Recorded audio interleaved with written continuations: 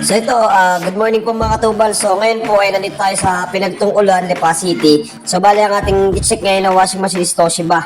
So bali nangyayari daw po dito is nag-error daw po yung machine, then hindi daw po siya nagtutuloy mag-spin.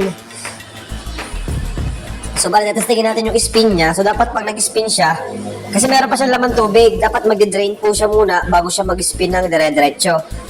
So yan, napansinin niyo po dito, nakahila naman yung drain niya.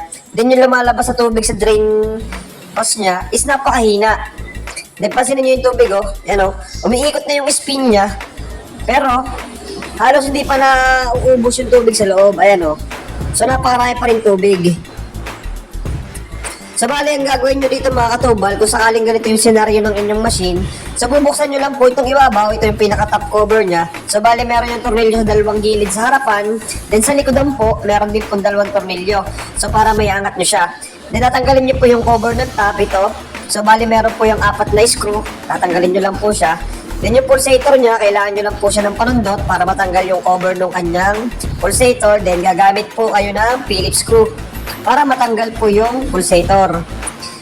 Then para pag natanggal nyo ng pulsator po, then ma-access na po natin yung pinaka-tornilyo para naman po dun sa drum.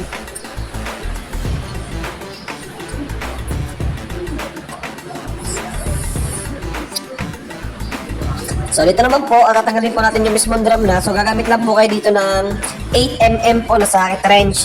So pag Toshiba po, 8mm po yung kanyang mga bolt. So yan, bali, inangat na po natin yung kanyang drum. Yan, pansinin nyo po na sobrang dami po ng tubig. So, kung napakang po dito sa part na to, yung ito po yung pinaglalabasan ng tubig niya para po mag-drain siya ng maayos. So, meron po siya nakapa dyan na plastic po.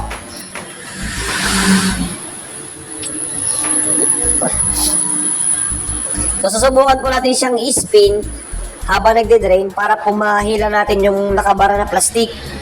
So, may nakabara po dyan plastic.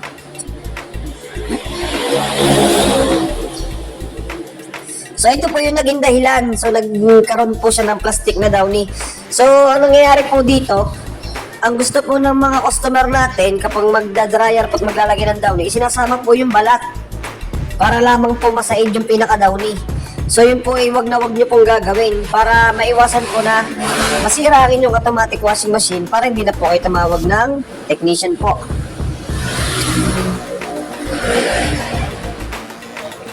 So nung naayos namin ito na Eman, sabi ni Boss M, Basic. grabe, napaka-basic daw.